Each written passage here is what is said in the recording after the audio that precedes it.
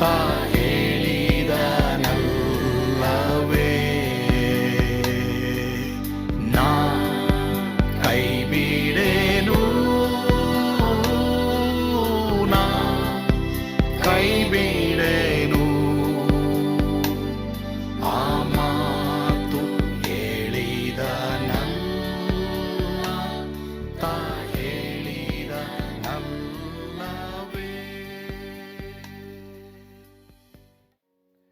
ಯೇಸು ಕೈ ಬಿಡನು ದೈನಂದಿನ ಸತ್ಯವೇದ ಅಧ್ಯಯನಕ್ಕೆ ನಿಮ್ಮೆಲ್ಲರನ್ನು ಆಹ್ವಾನ ಮಾಡ್ತೇನೆ. ಇಂದು ನಾವು ವಿಮೋಚನ ಕಾಂಡ 9ನೇ ಅಧ್ಯಾಯ 8ರಿಂದ 12ನೇ ವಚನವನ್ನ ಧ್ಯಾನ ಮಾಡೋಣ. ಯೆಹೋವನು ಮೋಶೆಗೆ ಹೇಳಿದಂತೆಯೇ ಆಯಿತು. ಈಗ ಸತ್ಯವೇದವನ್ನು ಓದಿಕೊಳ್ಳೋಣವಾ? ಯೆಹೋವನು ಮೋಶೆ ಆರೋನರಿಗೆ, ನೀವು ಆವಿಗೆಯ ಬೂದಿಯನ್ನು ಕೈ ತುಂಬಾ ತೆಗೆದುಕೊಳ್ಳಿರಿ. ಮೋಶೆ ಅದನ್ನು ಫರೋಹನ ಕಣ್ಣಿನ ಮುಂದೆ ಆಕಾಶಕ್ಕೆ ತೂರಲಿ. ಅದು ಸಣ್ಣ ಪುಡಿಯಾಗಿ ಐಗುಪ್ತ ದೇಶದಲ್ಲೆಲ್ಲ ಹಬ್ಬಿ ಮನುಷ್ಯರಲ್ಲಿಯೂ ಪಶುಗಳಲ್ಲಿಯೂ ಉಣ್ಣಾಗುವ ಬೊಕ್ಕೆಗಳನ್ನ ಉಂಟು ಮಾಡುವುದು ಎಂದು ಹೇಳಿದನು. ಮೋಶೆ ಆರೋನರು ಆವಿಗೆ ಬೂದಿಯನ್ನು ತೆಗೆದುಕೊಂಡು ಫರೋಹನ ಮುಂದೆ ನಿಂತುಕೊಂಡರು. ಮೋಶೆ ಆ ಬೂದಿಯನ್ನು ಆಕಾಶಕ್ಕೆ ತೂರಲಾಗಿ ಅದು ಮನುಷ್ಯರಲ್ಲಿಯೂ ಪಶುಗಳಲ್ಲಿಯೂ ಉಣ್ಣಾಗುವ ಬೊಕ್ಕೆಗಳನ್ನ ಎಬ್ಬಿಸಿತು. ಆ ಹುಣ್ಣುಗಳು ಜೋಯಿಸರಲ್ಲಿಯೂ ಐಗುಪ್ತರೆಲ್ಲರಲ್ಲಿಯೂ ಇದ್ದದರಿಂದ ಆ ಜೋಯಿಸರು ಹುಣ್ಣುಗಳ ದೆಸೆಯಿಂದ ಮೋಶೆಯ ಮುಂದೆ ನಿಲ್ಲಲಾರದೆ ಹೋದರು. ಆದರೆ ಯೆಹೋವನು ಮೋಶೆಗೆ ಹೇಳಿದಂತೆಯೇ ಆಯಿತು. ಯೆಹೋವನು ಫರೋಹನ ಹೃದಯವನ್ನು ಕಠಿಣ ಮಾಡಿದ್ದರಿಂದ ಅವನು ಅವರ ಮಾತಿಗೆ ಕಿವಿಗೊಡದೆ ಹೋದನು. ಇಲ್ಲಿ ತಿರುಗಿ ಕಷ್ಟ ಅನ್ನೋದು ಜಾಸ್ತಿ ಆಗುತ್ತೆ. ತಿರ್ಗಾ ನಾನು ಹೇಳಿದ್ನಲ್ಲ, ದೇವ ಮಕ್ಕಳು ಯಾವಾಗ ನಮ್ಮ ಹೃದಯವನ್ನು ಕಠಿಣ ಮಾಡ್ಕೊಳ್ತಾನೆ ಇರ್ತೀವೋ, ದೇವರ ಬಳಿಗೆ ಬರಕ್ಕೆ ಯಾವಾಗೆಲ್ಲ ನಾವು ಡಿಲೇ ಮಾಡ್ತಾನೆ ಇರ್ತೀವೋ, ಖಂಡಿತವಾಗಿ ನಮಗೆ ಅವಿಶ್ರಾಂತಿ ಅನ್ನೋದು ಜಾಸ್ತಿ ಆಗುತ್ತೆ. ಅದು ಒಂದು.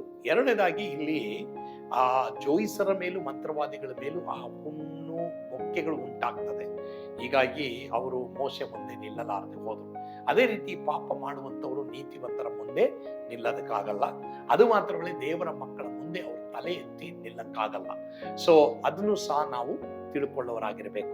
ಮತ್ತೆ ಇನ್ನೊಂದು ನಾವು ನೋಡೋದಾದ್ರೆ, ದೇವರು ಮೋಶೆಗೆ ಹೇಳಿದಂತೆಯೇ ಆಯಿತು. ಅದೇ ತರ ದೇವರು ನಿಮ್ಗೆ ಏನ್ ಹೇಳಿದ್ದಾರೆ, ಆ ದೇವರು ನಿಮ್ಗೆ ಏನ್ ಹೇಳಿದಾರೋ ಹಾಗೆ ಆಗುತ್ತೆ. ನಿಮಗೊಂದು ವೇಳೆ ಸನ್ನಿವೇಶ ವಿರುದ್ಧವಾಗಿರ್ಬೋದು, ನಿಮಗೆ ಸನ್ನಿವೇಶಗಳು ತದ್ವಿರುದ್ಧವಾಗಿರ್ಬೋದು, ಭಯ ಪಡಬೇಡಿ. ದೇವರು ನಿಮ್ಗೆ ಏನ್ ಹೇಳಿದ್ದಾರೆ ಅದೇ ಆಗುತ್ತೆ. ಹಾಗಾದ್ರೆ ನಾನು ನೀನು ದೇವರ ವಾಕ್ಯವನ್ನ ತೆಗೆದುಕೊಳ್ಬೇಕು. ನನ್ನ ನಿನ್ನ ಆರೋಗ್ಯದ ಮೇಲೆ, ನನ್ನ ನಿನ್ನ ಕುಟುಂಬದ ಮೇಲೆ, ನನ್ನ ನಿನ್ನ ಸೇವೆಯ ಮೇಲೆ, ನನ್ನ ನಿನ್ನ ಅಡ್ವೆಂಚರ್ಸ್ ಮೇಲೆ, ನನ್ನ ನಿನ್ನ ವಿದ್ಯಾಭ್ಯಾಸದ ಮೇಲೆ, ವ್ಯಾಪಾರದ ಮೇಲೆ, if we have God's word, ದೇವರ ವಾಕ್ಯವನ್ನು ತೆಗೆದುಕೊಂಡ್ರೆ, ಆ ವಾಕ್ಯವನ್ನು ಗಟ್ಟಿಯಾಗಿ ಇಟ್ಕೊಂಡ್ರೆ ಆ ವಾಕ್ಯದಂತೆಯೇ ಆಗ್ತದೆ. ಅಂದ್ರೆ ನೋಡಿ, ಇಲ್ಲಿ ಮೋಶೆಗೆ ಹೇಳಿದಂತೆ ಆಯಿತು. ದೇವರು ನಿಮ್ಗೆ ಏನ್ ಹೇಳಿದ್ದಾರೆ, ದೇವರು ನಿಮ್ಗೆ ಏನ್ ಹೇಳಿದ್ದಾರೆ, ಆ ವಿಷಯವಾಗಿ ದೇವರು ನಿಮ್ಗೆ ಏನ್ ಹೇಳಿದ್ದಾರೆ ಅದೇ ದೇವರು ಮಾಡಕ್ಕೆ ರೆಡಿ ಆಗಿದ್ದಾರೆ. ಬಟ್ ದೇವರೊಂದಿಗೆ ಆ ಇಂಟಿಮಸಿ, ಆ ಆಳವಾದ ಒಂದು ಜೀವಿತ ನಾನು ನೀನು ಇಟ್ಕೊಳ್ಳೋದಾದ್ರೆ, ದೇವರ ಮಾತುಗಳು ನಮ್ಮಲ್ಲಿ ಹೇಳ್ತಾರೆ. ಆ ಮಾತುಗಳು ನಾವು ನುಡಿಯುವಾಗ ಅದರಂತೆಯೇ ದೇವರು ಮಾಡ್ತಾರೆ. ಆ ರೀತಿನೇ ದೇವರು ಮಾಡ್ಲಿ. ಆಮೇನ್. ಪ್ರಾರ್ಥನೆ ಮಾಡೋಣವಾ? ಪರಮ ಪ್ರೀತಿಯುಳ್ಳ ತಂದೆ ಆದ ದೇವರೇ, ನಿಮಗೆ ಸ್ತೋತ್ರ. ಹೌದಪ್ಪ, ಇವತ್ತು ನಾವು ಸನ್ನಿವೇಶಗಳು ನೋಡಿ ಆ ಸನ್ನಿವೇಶ ನಮಗೆ ಡಿಕ್ಟೇಟ್ ಮಾಡ್ತಾರೆ ಎಂಬುದಾಗಿ ನಾವು ಹೇಳ್ತೀವಿ. ಸನ್ನಿವೇಶಗಳಿಗೂ ಮೇಲೆ ನಿನ್ನ ವಾಕ್ಯ ಇದೆ ಸ್ವಾಮಿ. ದೇವರೇ, ನಿನ್ನ ವಾಕ್ಯವನ್ನ ಗಟ್ಟಿಯಾಗಿ ಹಿಡಿದುಕೊಳ್ಳಲಿಕ್ಕೆ ಆಗುವಂತೆ ನೀನ್ ನಮಗೆ ಏನ್ ಹೇಳಿದೆಯೋ ಅದನ್ನೇ ನೀ ಮಾಡಕ್ಕೆ ರೆಡಿ ಆಗಿದೆಯಾ. ಬಟ್ ಆದ್ರೆ ನಿನ್ನ ಮುಂದೆ ನಾವು ನಿಲ್ಲೋದಕ್ಕೆ ಸಮಯ ತೆಗೆದುಕೊಳ್ತಾ ಇಲ್ಲ. ನಮ್ಮನ್ನ ಕ್ಷಮಿಸು ದೇವರೇ. ನಿನ್ನ ರಕ್ತದ ಮೂಲಕ ನಮ್ಮನ್ನ ತೊಳೆ, ನಮ್ಮನ್ನು ಶುದ್ಧ ಮಾಡಪ್ಪ ದೇವರೇ. ರಾಜನೇ ಕರ್ತನೆ, ಇವತ್ತು ಯಾರ್ಯಾರಿಗೆ ದೇವರೇ, ಯಾರ್ಯಾರು ನೀನು ಮುಂದೆ ನಿಂತಿದ್ದಾರೋ ಅವ್ರಿಗೆ ಏನೇನು ವಾಗ್ದಾನ ಕೊಟ್ಟಿದ್ಯೋ ಅದನ್ನು ಅವ್ರಿಗೆ ಹೇಳುವಾಗ ದೇವರೇ ಅದರಂತೆ ನೀನು ಮಾಡುವುದಕ್ಕಾಗಿ ಸ್ತೋತ್ರ. ಸ್ತುತಿ, ಘನ, ಮಾನ, ಮಹಿಮೆ ನೀವೊಬ್ಬರೇ ಹೊಂದಿಕೊಂಡ್ರಿ ಸ್ವಾಮಿ. ಯೇಸುವಿನ ಹೆಸರಿನಲ್ಲಿ ಪ್ರಾರ್ಥಿಸ್ತೇವೆ ದೇವರೇ. ಆಮೇನ್. God bless you. ಯೇಸು ನಿಮ್ಮನ್ನು ಕೈ ಬಿಡನು. ಆಮೇನ್.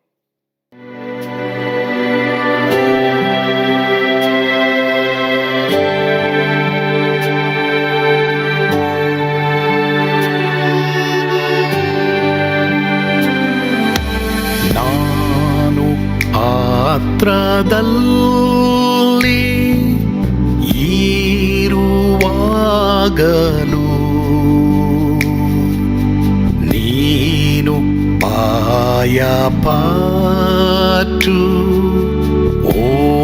ಓಡಬಾರದು. ನನ್ನ ಮಾತನಂಬಿ ಸ್ಥಿರವಾಗಿರು.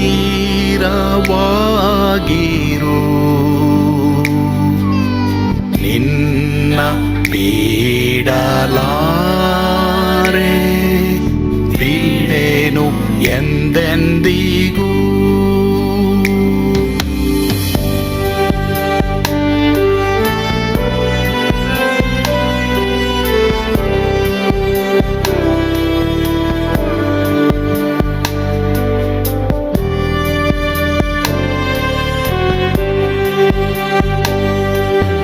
ನಾ ಕೈ ಬಿಡೆನು, ಕೈ ಬಿಡೆನು, ಆ ಮಾತು ಹೇಳಿದನಲ್ಲ, ತಾ ಹೇಳಿದನಲ್ಲವೇ.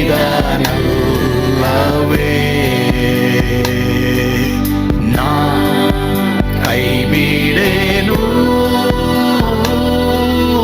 ನಾ ಕೈ ಬಿಡೆನು,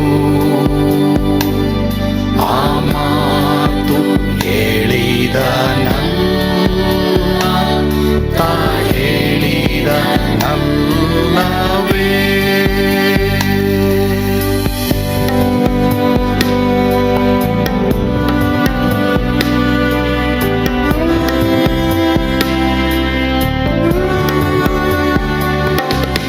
ಸುತ್ತಲೂ ಹೂಗಳು ಬಾಡಿ ಹೋದರು,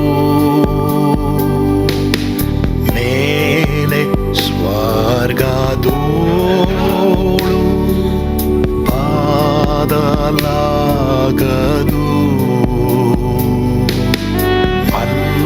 ಅಲ್ಲಿಂದೇಸು ಸ್ವಾಮಿ ಬಾರುವಾತನು, ನನ್ನ ಬಿಡಲಾರ, ನನ್ನನ್ನು ಕೈ ಬಿಡನು. ನಾ ಕೈ ಬಿಡೆನು, ನಾ ಕೈ ಬಿಡೆನು, ಆ ಮಾತು ಹೇಳಿದನಲ್ಲ, ತಾ ಹೇಳಿದನಲ್ಲವೇ.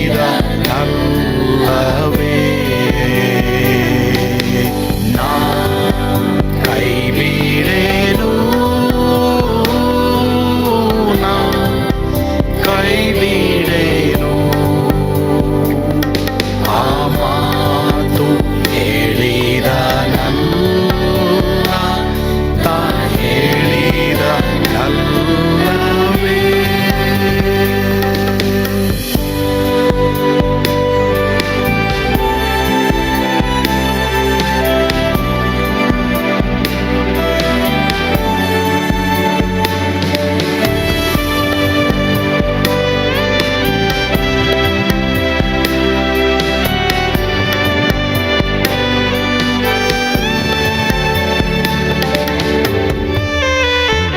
ಮುಂದೆ ಬಾವು ಕಷ್ಟ ಬಾರುತ್ತಿದ್ದರು,